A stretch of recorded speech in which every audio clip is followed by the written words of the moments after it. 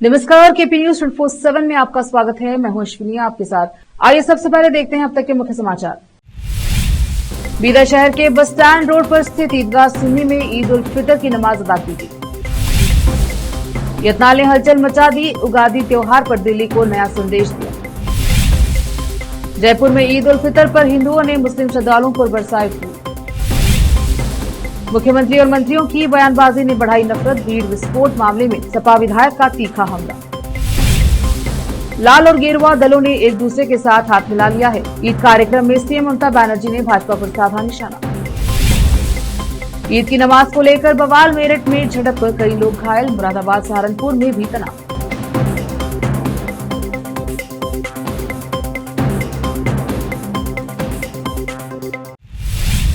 अब समाचार विस्तार से। आज देश भर में ईद उल फितर मनाई जा रही है। बीदर शहर के बस स्टैंड रोड पर स्थित ईदगाह सुन्नी में ईद उल फितर की नमाज अदा की गई। नमाज की इमामत मुफ्ती मौलाना अब्दुल जलील कासमी साहब ने की। All India Muslim personal law board के आह्वान पर वक्फ बिल के विरोध में काली पट्टी बांधकर ईद की नमाज अदा की गई। ईदगाह में नमाज के लिए भारी संख्या में लोग मौजूद रहे और नमाज के बाद एक दूसरे को ईद की बधाई देते नजर आए। नमाज के बाद लोगों को मुबारकबाद देने सांसद सागर खंडरे, कर्नाटक के नगर प्रशासन और हज मंत्री रहीम खान, पूर्व मंत्री Bandeppa Khashempur, CMC chairman Mohammed Gaus, councillor Abdul Aziz Munna, Bidar district youth president Farid Ullah Khan, Tajuddin Patel के अलावा अन्य मौजूद रहे। कैमरामैन महेश का कवरेज।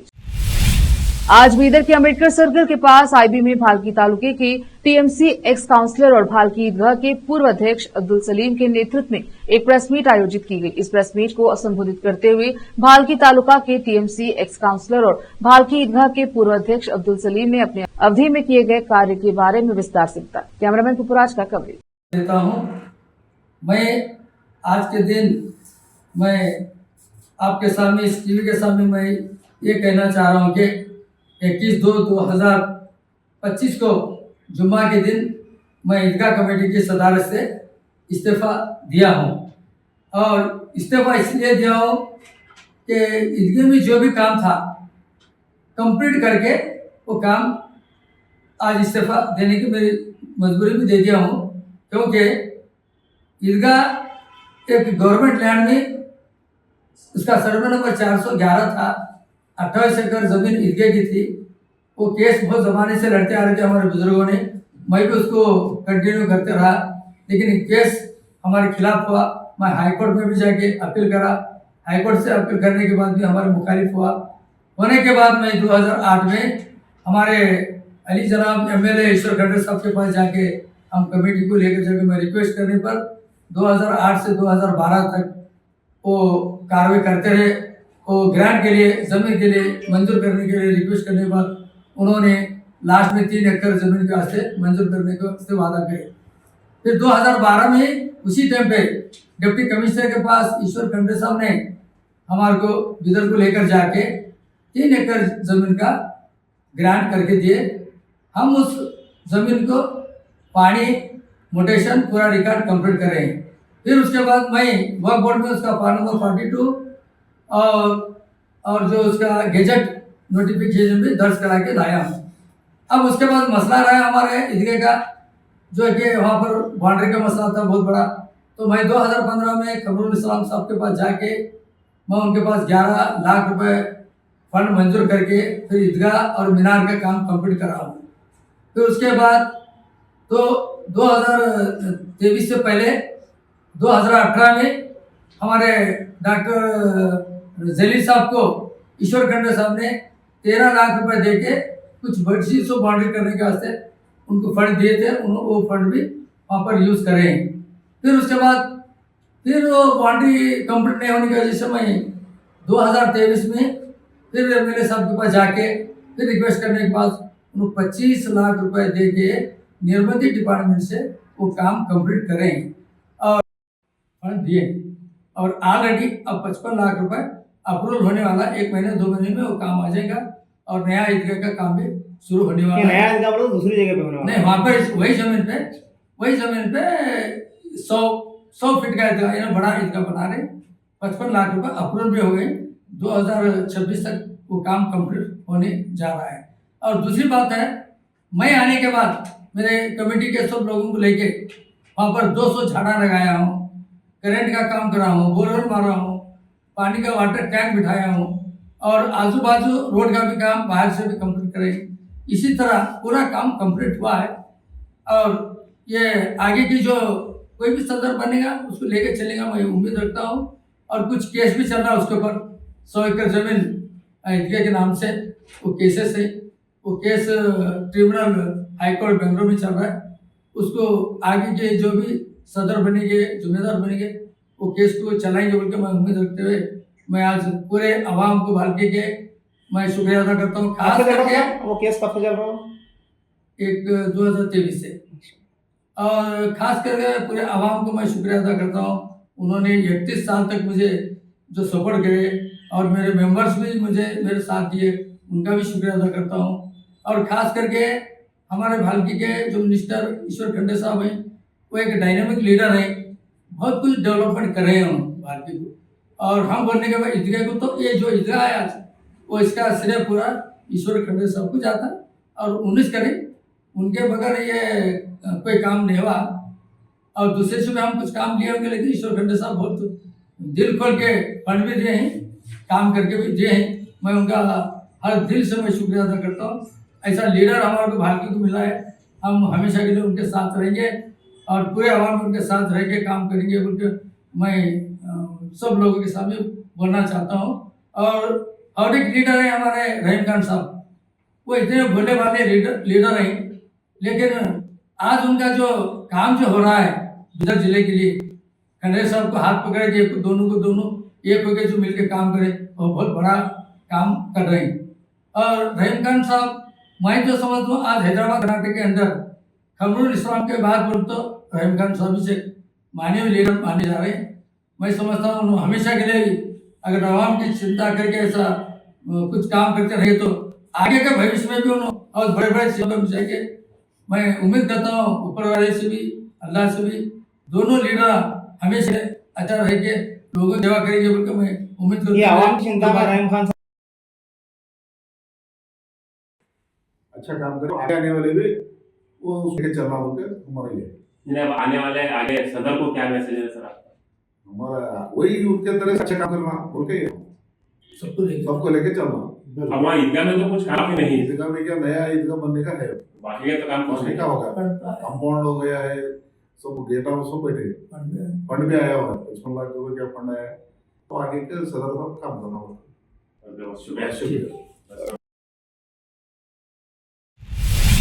अम्बेडकर युवा सेना के अध्यक्ष राजकुमार बुन्नली के आदेश पर जिला अध्यक्ष नितेश उपे की अध्यक्षता में कमलनगर अतिथि गृह में आयोजित बैठक में तालुका पदाधिकारियों की नियुक्ति की गई। अंबादास फुलासुरे को तालुका अध्यक्ष, विकास सूर्यवंशी को उपाध्यक्ष, दयानंद मैत्रे, प्रकाश करकरे को महासचिव, संजू कुमार जाधव, लक्ष्मण करकरे को सचिव, रोहित कुलसेरे को कोषाध्यक्ष, गोविंदराव भोसले को वरिष्ठ सलाहकार नियुक्त, बाबूराव मनकेरे, डी प्रभाकर एकम्बेकर को जिला समन्वयक, डीएसएस सैयद साहब, लक्ष्मण चक्रवर्ती, ज्ञानी कट्टीमणि, कुमार कांते और अन्य उपस्थित है। कैमरामैन पपुराज का कवरेज। तथागत गौतम बुद्ध महाकारुणिक तथागत ಗೌತಮ್ ಬುದ್ಧ ಪರಮ ಪೂಜ್ಯ ಡಾಕ್ಟರ್ ಬಿ ಆರ್ ಅಂಬೇಡ್ಕರ್ ಅವರ ಚರಣ ಕಮಲದಲ್ಲಿ ವಂದಿಸುತ್ತಾ, ಆತ್ಮೀಯ ಬಂಧುಗಳೇ, ಇವತ್ತಿನ ದಿವಸ ಕಮಲನಗರ ತಾಲೂಕದಲ್ಲಿ ತಾಲೂಕು ಪದಾಧಿಕಾರಿಗಳನ್ನು ನೇಮಕ ಮಾಡುವ ಮುಖಾಂತರ ತಮಗೆ ಈ ಮೂಲಕ ಇವತ್ತಿನಿಂದಲೇ ಏನದ ತಾವು ಸಂಘಟನೆಯಲ್ಲಿ ಕಾರ್ಯಪ್ರವೃತ್ತರಾಗಿ ಏನು ತಾಲೂಕಿನಲ್ಲಿ ಸಮಸ್ಯೆಗಳಿವೆ ಆ ಸಮಸ್ಯೆಗಳ ಬಗ್ಗೆ ಏನದ ಕಾನೂನು ಚೌಕಟ್ಟಿನಲ್ಲಿ ಹೋರಾಟ ಮಾಡಿರಿ, ಯಾರಿಗೇನು ಹೆದರುವ ಅವಶ್ಯಕತೆ ಇಲ್ಲ.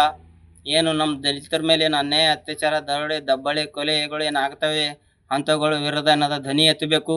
ಹಾಗೂ ಸರ್ಕಾರದೇನು ಸವಲತ್ತುಗಳೇನದ ಏನು ನಮ್ಮ ಸಾರ್ವಜನಿಕರಿಗೆ ಏನದ ಸರಿಯಾದ ಸಮಯದಲ್ಲಿ ಸಿಗುತ್ತಿಲ್ಲ, ಸರ್ಕಾರಿ ಸೌಲಭ್ಯಗಳೇ ನಾವು ಒದಗಿಸುವ ನಿಟ್ಟಿನಲ್ಲಿ ಕೆಲಸ ಮಾಡಬೇಕು.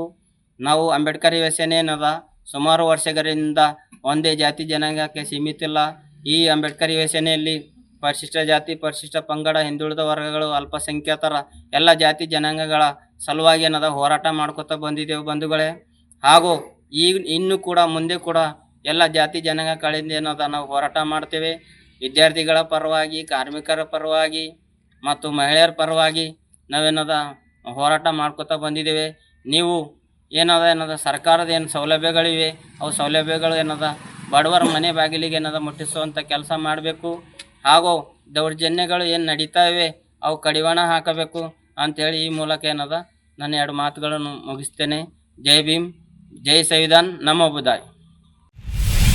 भाजपा से निष्कासित विधायक बसवंत पाटिल यत्नाल ने कहा कि मुझे पार्टी से निकाला गया क्योंकि मैं सच बोलता हूं और सीधी बात करता हूं। इसके पीछे येडियुरप्पा का हाथ है। हालांकि मैं नई पार्टी नहीं बनाऊंगा, मैं सम्मानपूर्वक सत्ता के साथ भाजपा में वापस आऊंगा। हालांकि उगादी पर्व पर उन्होंने अपना सुर बदल लिया है और नई पार्टी बनाने का संकेत दिया। इसके जरिए यत्नाल के अगले कदम में राज्य की राजनीति में हलचल मचा दी है। रविवार को विजयपुरा में पत्रकारों से बात करते हुए यत्नाल ने कहा कि येडियुरप्पा पर गंभीर आरोप है, घोटाला करने वाले परिवार ही है। अगर घोटाला करने वाला परिवार चलता रहा तो राज्य की जनता को फैसला लेना होगा। उन्होंने हाईकमान को प्रत्यक्ष चेतावनी संदेश दिया कि हम आज से ही जन जागरण शुरू करेंगे। लोग कह रहे हैं कि भाजपा हिंदुओं की रक्षा नहीं करेगी। वे कह रहे हैं कि हिंदू समर्थक पार्टी की जरूरत है, हिंदू सहिष्णु है, कांग्रेस मुस्लिम पार्टी है। अगर भाजपा हिंदू पार्टी नहीं बनी तो वह ऐतिहासिक फैसला करेगा। अगर बीएसवाई परिवार को नेतृत्व दिया गया तो भाजपा बुरी तरह हारेगी। बीएसवाई परिवार ने उत्तर कर्नाटक को धोखा दिया है। उन्होंने अलमट्टी बांध को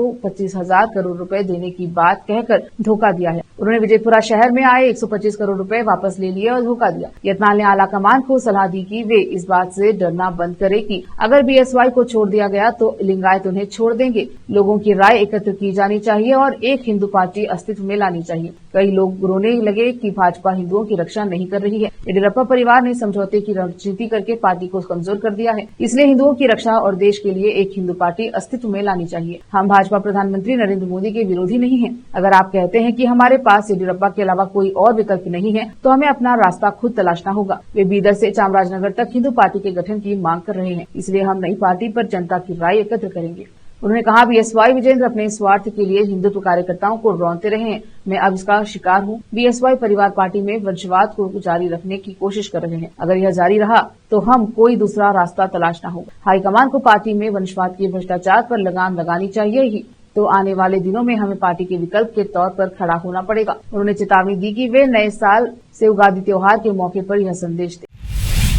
तमिलनाडु में सोमवार को ईद के मौके पर विशेष नमाज अदा करने के लिए राज्य भर में मस्जिदों और निर्धारित स्थानों पर लोगों की भीड़ उमड़ी। ये त्योहार हमेशा की तरह इस बार भी हर्षोल्लास के साथ मनाया जा रहा है और लोग एक दूसरे को शुभकामनाएं दे रहे हैं। तमिलनाडु के त्रिची में भी ईद के मौके पर लोग बड़ी संख्या में सड़क पर नमाज अदा करते नजर आए। ड्रोन से ली गई तस्वीर में हजारों की संख्या में लोग दुआ करते नजर आ रहे हैं। इसकी तस्वीर में काफी दूर तक पुरुष और महिलाएं सड़क पर नमाज अदा करते नजर आए। सामूहिक रूप से नमाज अदा करने के लिए एकत्रित हुए लोगों ने बताया कि हमें पिछले 30 दिनों से रोजा रख रहे थे।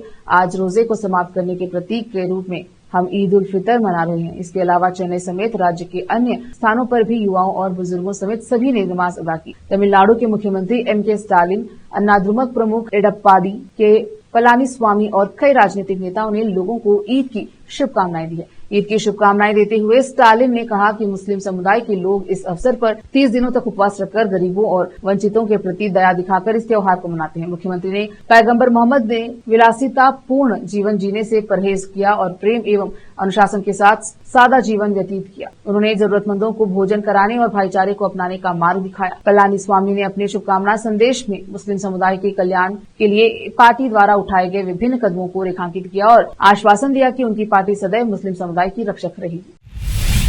सोमवार को पूरे राज्य में ईद उल फितर की नमाज पूरी श्रद्धा और सम्मान के साथ अदा की गई।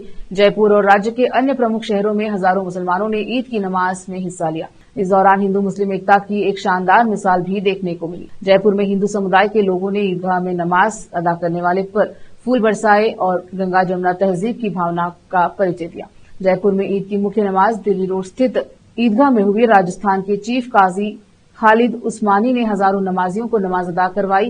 खास नजारा तब देखने को मिला जब हिंदू समुदाय के लोगों ने एक ऊंचे मंच से मुस्लिम नमाजियों पर गुलाब की पंखुड़ियां बरसाई। भगवा कुर्ता और कंधों पर भगवा गमछा पहने हिंदू समुदाय के लोग नमाज अदा कर रहे मुस्लिम समुदाय के लोगों पर फूल बरसाते नजर आए। यह नजारा हिंदू मुस्लिम एकता का प्रतीक बन गया है। बताया जा रहा है कि यह आयोजन हिंदू मुस्लिम एकता कमेटी की ओर से किया गया था, जिसका उद्देश्य समाज में भाईचारे और प्रेम का संदेश देना था। रोकते हैं समाचारों का सिलसिला, लेते हैं छोटा सा ब्रेक।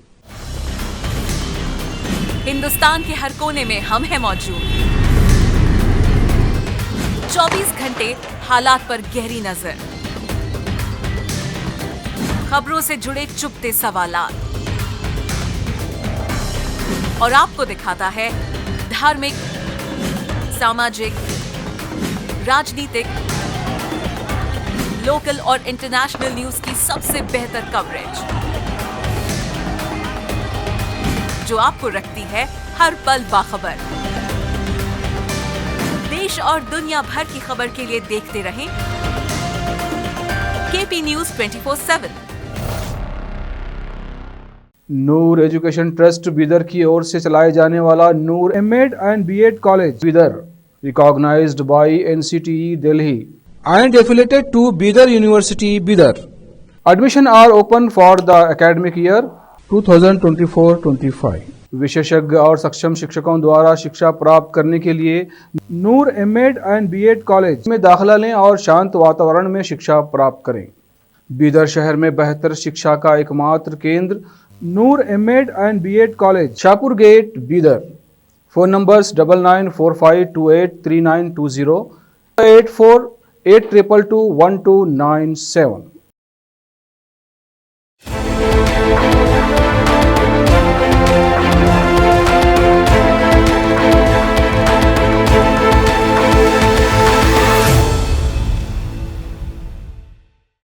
ब्रेक के बाद स्वागत है आपका। देखते हैं समाचार।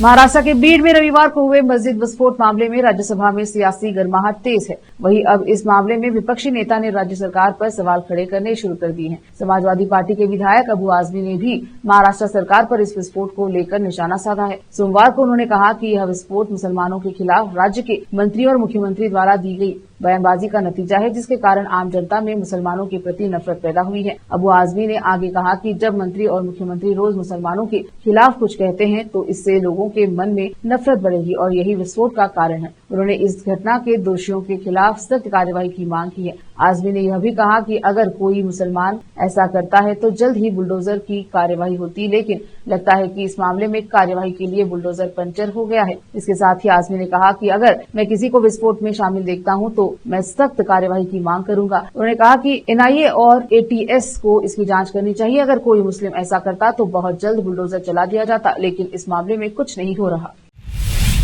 पश्चिम बंगाल की मुख्यमंत्री ममता बनर्जी ने सोमवार को लोगों से सांप्रदायिक दंगों को बढ़ावा देने वाले उकसावे में नहीं आने की अपील की। उन्होंने कहा कि उनकी सरकार राज्य के निवासियों के साथ खड़ी है और कोई भी राज्य में तनाव नहीं पैदा कर सकता। कोलकाता के रेड रोड पर ईद के कार्यक्रम में ममता बनर्जी ने कहा कि कुछ लोग दंगों को बढ़ावा देने के लिए लोगों को उकसाने का काम कर रहे हैं, लेकिन कृपया इन जाल में न फंसे। उन्होंने कहा कि पश्चिम बंगाल सरकार हमेशा अल्पसंख्यकों के साथ खड़ी रहेगी, कोई भी राज्य में तनाव नहीं फैला सकता। साथ ही सीएम ममता बनर्जी ने मेथाबारी इलाके में कई हिंसा के बाद तनाव के बीच सोमवार को ईद उल फितर के अवसर पर कोलकाता में ईदगाह का दौरा किया। उन्होंने कहा कि उनकी सरकार दंगों को रोकने के लिए पूरी तरह प्रतिबद्ध है। ममता बनर्जी ने विपक्षी दलों पर निशाना साधते हुए कहा कि लाल और गेरुआ दलों ने एक दूसरे के साथ हाथ मिला लिया है। मुख्यमंत्री ने भी कहा कि हम सभी धर्मों के लिए अपने प्राणों की आहुति देने के लिए तैयार हैं। उन्होंने कहा बहुसंख्यकों का कर्तव्य है कि वे अल्पसंख्यकों की रक्षा करें और अल्पसंख्यकों का कर्तव्य है कि वे बहुसंख्यकों के साथ शांतिपूर्वक रहे।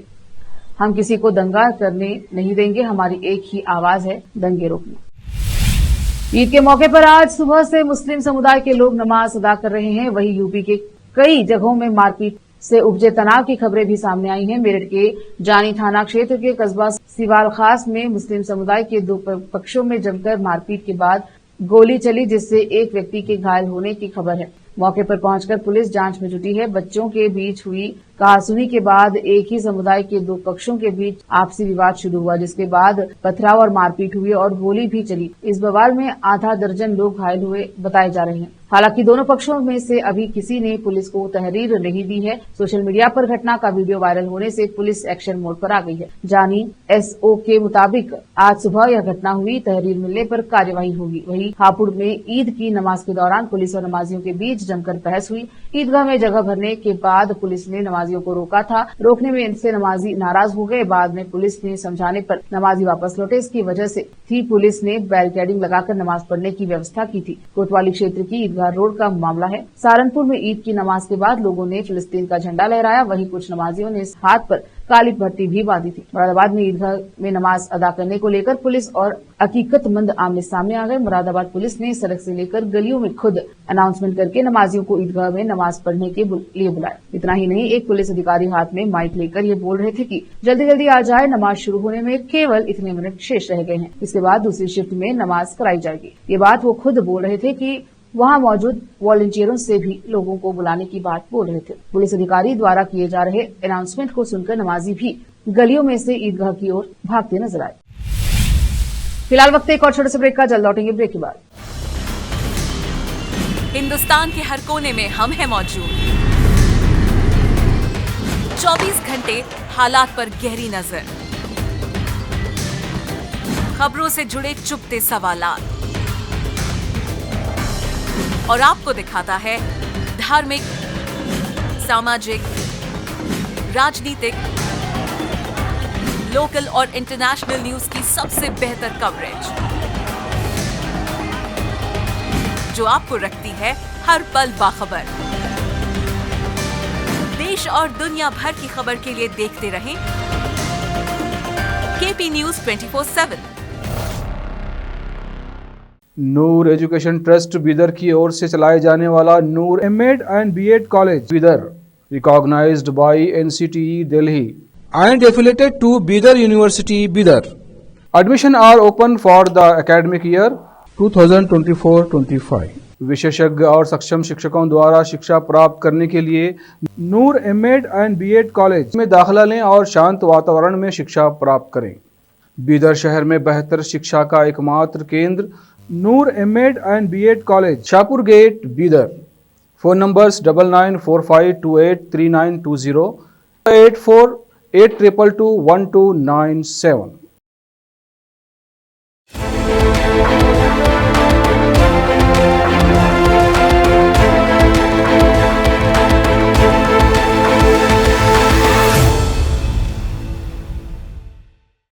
ब्रेक के बाद स्वागत है आपका, देखते हैं समाचार। केरल कैथोलिक बिशप काउंसिल ने वक्फ संशोधन विधेयक के समर्थन की अपील की है। संगठन के इस कदम का केंद्रीय संसदीय कार्य मंत्री और अल्पसंख्यक मामलों के मंत्री किरण रिजिजू ने स्वागत। उन्होंने कहा कि विधेयक किसी समुदाय के खिलाफ नहीं है। किरण रिजिजू ने एक्स पर लिखा कि मैं केरल कैथोलिक बिशप्स काउंसिल द्वारा केरल में सभी सांसदों से मंत्री और अल्पसंख्यक समुदाय के सदस्य के रूप में वक्फ संशोधन विधेयक का समर्थन करने के अनुरोध का स्वागत करता हूं। राजनीति में शामिल लोगों का यह कर्तव्य है कि वे हमारे लोगों की समस्याओं और चुनौतियों का ध्यान रखें और उनका समाधान करें। रिजिजू ने कहा कि उदाहरण के लिए केरल के मुनब्बम में सैकड़ों परिवार पीड़ित हैं और अपनी संपत्तियों और घरों की सुरक्षा के लिए समाधान की तलाश कर रहे हैं। यह अधिनियम किसी समुदाय के खिलाफ नहीं है। यह कुछ लोगों के दिमाग में जहर घोलने के लिए फैलाया जा रहा है, दुष्प्रचार है। उन्होंने कहा कि पीएम नरेंद्र मोदी और हमारी सरकार हर भारतीय नागरिक के अधिकारों की रक्षा करने का प्रयास करती है और ऐसा करना जारी रखेगी। मुझे पूरी उम्मीद है कि केरल के सभी सांसद सभी लोगों के हित में इस विधेयक का समर्थन करेंगे और तुच्छ तुष्टीकरण की राजनीति के लिए लोगों के हितों की बलि नहीं चढ़ाएंगे। पूर्व सांसद और ऑल इंडिया मजलिस इत्तेहादुल मुस्लिमीन के नेता इम्तियाज जलील ने बीड़ की मस्जिद में हुए ब्लास्ट के गिरफ्तार आरोपियों के खिलाफ यूएपीए लगाने की मांग की है। उन्होंने सोमवार को कहा कि बीड़ जिले में एक मस्जिद के अंदर जिलेटिन की छड़ें रखने और विस्फोट करने के आरोप में गिरफ्तार 2 लोगों के खिलाफ गैरकानूनी अधिनियम लगाया जाना चाहिए। छत्रपति संभाजीनगर में ईद की नमाज के बाद पूर्व सांसद जलील ने मांग की कि दोनों आरोपियों के खिलाफ सख्त यूएपीए लगाया जाना चाहिए। उन्होंने कहा कि अगर कोई मुसलमान छोटी सी घटना के लिए भी जिम्मेदार होता है तो उसके घर को बुलडोजर से गिरा दिया जाता है, लेकिन अगर हमारे धार्मिक स्थल को विस्फोटक का इस्तेमाल करके नुकसान पहुंचाया जाता है तो यूएपीए लागू नहीं होता। कानून सभी के लिए समान होना चाहिए। उन्होंने दोषियों के खिलाफ सख्त कार्यवाही की मांग की है ताकि ऐसी घटनाएं दोबारा न हो। उन्होंने कहा, हम मामले में पुलिस की त्वरित कार्यवाही का स्वागत करते हैं, लेकिन यूएपीए लगाया जाना चाहिए। पूर्व सांसद जलील ने नागपुर में हिंसा के लिए गिरफ्तार किए गए आरोपियों के घर को ध्वस्त करने की भी आलोचना की। उन्होंने कहा, अगर आरोपी ने कुछ गलत किया है तो उसके परिवार का क्या दोष है। अब कहा जा रहा है कि घर अतिक्रमण करके बनाया गया था। क्या स्थानीय प्रशासन इतने सालों से सो रहा है। बीड़ पुलिस ने एक अधिकारी कहा कि बीड़ मस्जिद मामले में गिरफ्तार किए गए आरोपियों को 3 अप्रैल तक पुलिस हिरासत में भेज दिया गया है। पीएम नरेंद्र मोदी के नागपुर में आरएसएस मुख्यालय के दौरे को शिवसेना के नेता संजय राउत ने रिटायरमेंट प्लान बताया। उन्होंने कहा कि पीएम मोदी सितंबर में रिटायरमेंट लेने की योजना बना रहे हैं। वे पिछले 10 से 11 साल में आरएसएस मुख्यालय नहीं गए, लेकिन अब वह यहाँ संघ प्रमुख मोहन भागवत को टाटा बाय बाय बोलने गए थे। वहीं महाराष्ट्र के सीएम देवेंद्र फडणवीस ने इसका जवाब दिया। उन्होंने कहा कि पीएम मोदी को उत्तराधिकारी की जरूरत नहीं है, वे कई वर्षों तक देश का नेतृत्व करते रहेंगे। शिवसेना यूबीटी के नेता संजय रावत ने कहा, आरएसएस देश के राजनीतिक नेतृत्व में बदलाव चाहता है। मोदी संभवतः सितंबर में अपना सेवानिवृत्ति आवेदन लिखने के लिए आरएसएस मुख्यालय गए होंगे। पीएम मोदी का समय समाप्त हो गया है, अब वह बदलाव चाहते हैं। इसके अलावा वह नए भाजपा अध्यक्ष को भी चुनना चाहते हैं। संजय रावत का इशारा भाजपा के कुछ नेताओं के 75 साल की उम्र में सेवानिवृत्त होने की ओर था। पीएम मोदी ने इस साल सितंबर में 75 साल के हो जाएंगे। संजय रावत के बयान पर सीएम फडणवीस ने जवाब दिया कि उन्होंने 2029 में हम मोदी को फिर से प्रधानमंत्री के रूप में देखेंगे। उनके उत्तराधिकारी की तलाश करने की कोई जरूरत नहीं है, वो हमारे नेता हैं और पद पर बने रहेंगे। सीएम ने कहा कि नेता के सक्रिय रहते हुए उत्तराधिकारी को लेकर चर्चा करना भारतीय संस्कृति में अनुचित है। यह मुगल संस्कृति है, इस पर चर्चा करने का समय अभी नहीं आया। वहीं वरिष्ठ आरएसएस नेता सुरेश भैयाजी जोशी ने कहा कि उन्हें प्रधानमंत्री को बदलने की किसी चर्चा की जानकारी नहीं है। देश में वक्फ संशोधन बिल को लेकर जारी विवाद और बहस के बीच ऑल इंडिया सूफी सज्जाद नशीन काउंसिल के चेयरमैन सैयद नसरुद्दीन चिश्ती ने सरकार के इस कदम की सराहना की है। उन्होंने इस बिल के खिलाफ मुसलमानों को भड़काने वालों की आलोचना की है। अजमेर में उन्होंने मीडिया से बात करते हुए कहा कि भारत सरकार जो वक्फ विधेयक ला रही है, उसने अपनी मंशा पहले ही जाहिर कर दी थी। जेपीसी के सभी पक्षों को बहुत धैर्य से सुना और सरकार को रिपोर्ट भेजी। हमें उम्मीद है कि जो विधेयक आएगा वो अच्छा आया होगा। उन्होंने आगे कहा कि मेरा मानना है कि मौजूदा वक्फ एक्ट में बदलाव की जरूरत है और इससे किसी को डरने की जरूरत नहीं है। हमें सिर्फ सरकारी बयानों पर ही विश्वास करना चाहिए। भावनाएं भड़काने की कोशिश की जा रही है, जो गलत है। आखिर में फिर एक बार देखते हैं मुख्य समाचार। स्टैंड रोड पर स्थित ईदगाह सुन्नी में ईद उल फितर की नमाज अदा की गई। यत्नाल ने हलचल मचा दी, उगादी त्योहार पर दिल्ली को नया संदेश दिया। जयपुर में ईद उल फितर पर हिंदुओं ने मुस्लिम श्रद्धालुओं पर बरसाए फूल।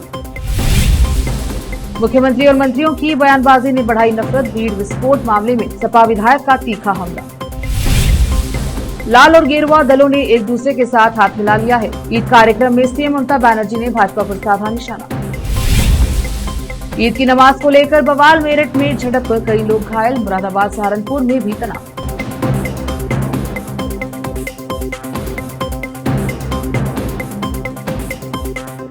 केपी न्यूज के बुलेटिन में अब तक के लिए इतना ही। देश प्रदेश के समाचारों के लिए देखते रहे केपी न्यूज 24/7। अधिक जानकारी के लिए केपी न्यूज 24/7 को लाइक, शेयर एंड सब्सक्राइब जरूर करें। धन्यवाद।